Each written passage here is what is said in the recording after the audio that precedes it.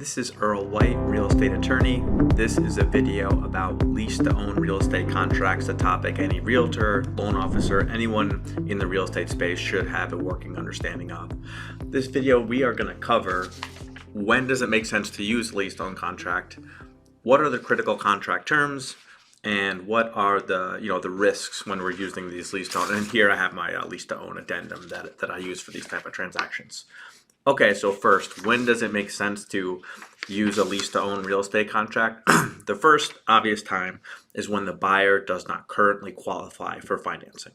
So maybe they have the cash flow to make a good rental payment to the landlord every month, but they might not have the credit, the W-2s, whatever history or lack of savings perhaps to complete a finance transaction. So that's a situation when we're most commonly use lease-to-own to make sense.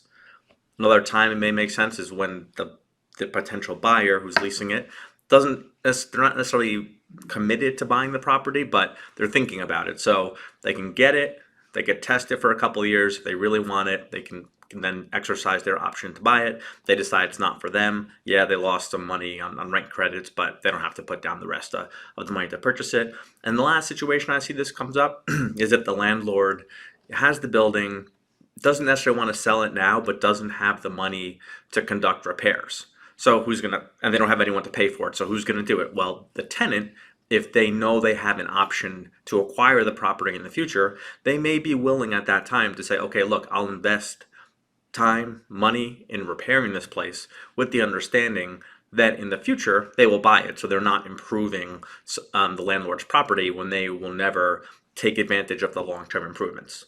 So next is, what are the critical contract terms for a lease-to-own contract? First one, obviously, the purchase price. But it's not as simple as the landlord and the tenant saying, hey, look, here's the purchase price. Let's close in 60 days. The purchase price can go a few different ways. Yes, landlord and tenant can agree to a fixed price. And then the risk to the buyer is that if the market goes down, they're going to be paying more than the market value to purchase the property. Obviously, the landlord might like this arrangement because if the market goes down, they would like that too. The buyer would prefer, at least I think in most cases, a fixed price because most likely the real estate market appreciates, so the buyer locks in a lower price and then most likely it goes up and they get a good deal. Now, obviously, that might not work for everybody, so the alternative is that you could set a basic purchase price or set up a structure for a purchase price. So you could set a base purchase price and have like increases every year, like some percentage form, or you could defer the decision to set the purchase price until the future, and then an appraiser, maybe there's two appraisals and you split the difference, or maybe there's one appraiser that everyone will use and you could select it even now which appraisal company it's going to be. So purchase price, big one. Second big term is going to be the rent credit. So the whole idea of lease to own, you're making this lease payment like any other tenant. Now, some portion of that lease payment is going to go towards the ultimate purchase price. So part of it just goes to the landlord like any other rent payment. Part of it is going to go towards the purchase price. So the key factor here is, what's that ratio? What's that split going to be? Can everyone agree on that? So buyer obviously would like more and more of that rent payment to go towards the purchase price. Landlord would obviously want less. So parties got to reach an agreement on what's that split going to be. Obviously also what the actual rent payment is going to be. But the split is that's all deals. Like the split is the unique aspect here with the lease to own. Clearing title, that's another important term that I've seen, like people don't use an attorney on these lease to owns. Like I've seen them often skip this over. Largely, and it seems, it's something that needs to be clear. If the seller can't deliver clear title at the end of the lease to own when you're going to purchase it, then the buyer should have everything refunded to them. But people oftentimes miss this term, and then the seller should also be aware that you shouldn't be taking out any new debts, any liens. This should be contracted that there's no debts, no more refinancing, no more mortgages. If you want to do that, come get the consent of the buyer, the consent of the buyer before putting a new lien on the property. Expiration date of the option, that is another key term here, another key contract term. The expiration date, obviously the landlord and the buyer probably, they don't want to be locked in to this contract forever. So there needs to be a date at which time buyer must notice the seller landlord when they want to go under officially under contract to purchase the property. So you could do 2 years, 3 years. It's really whatever the parties can agree to. Obviously the buyer probably wants it to be longer because they'll keep adding rent credits, but whatever the parties can put together to make the deal work, there needs to be some framework for the buyer to notice the seller of when they're gonna begin the process to it. And after that period passes, then yeah, the lease to own right, the option to buy the property is going to go away. Lastly, third party sales. So obviously as the buyer, you might want to prevent the current owner from selling the property or transferring ownership, because that's going to present the contract. Obviously this third party, like even if you put language in here, this contract will be binding on the third party, it may still be difficult to get them to comply with it, though legally it may work, but people aren't really going to want to litigate about it.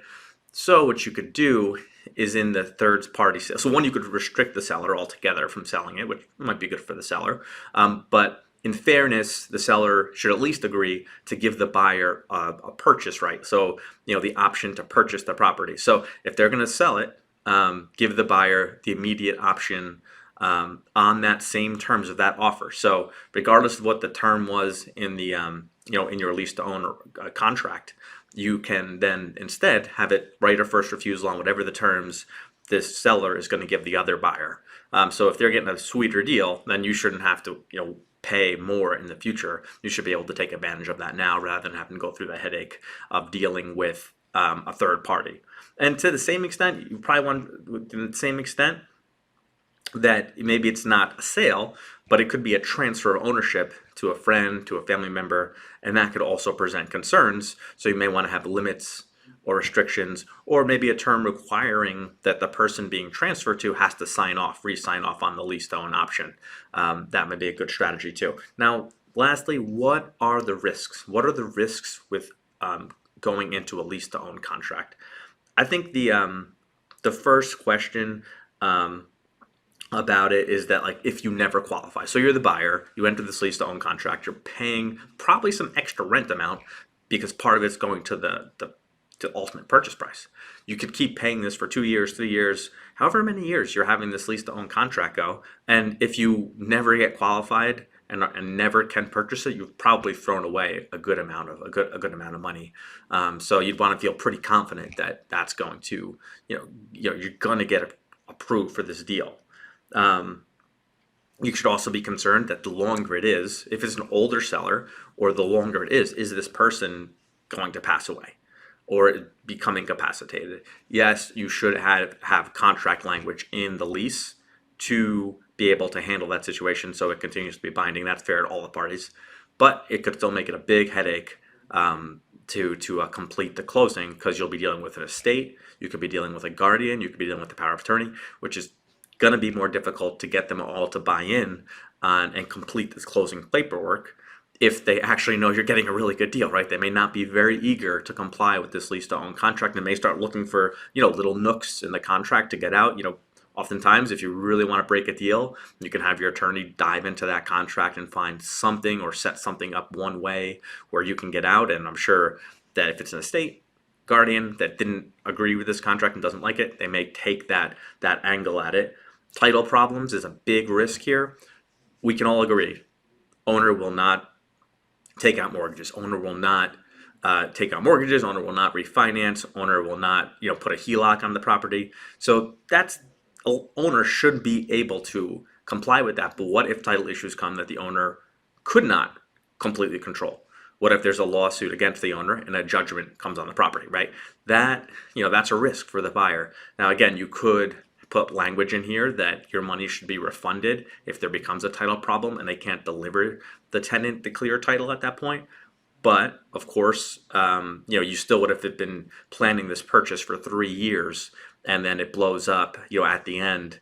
And who knows, maybe the owner doesn't even have the money to refund you anymore, right? And if they're broke and they can't refund you, then it was just a large waste of time. So that is a risk. And then, that is a risk.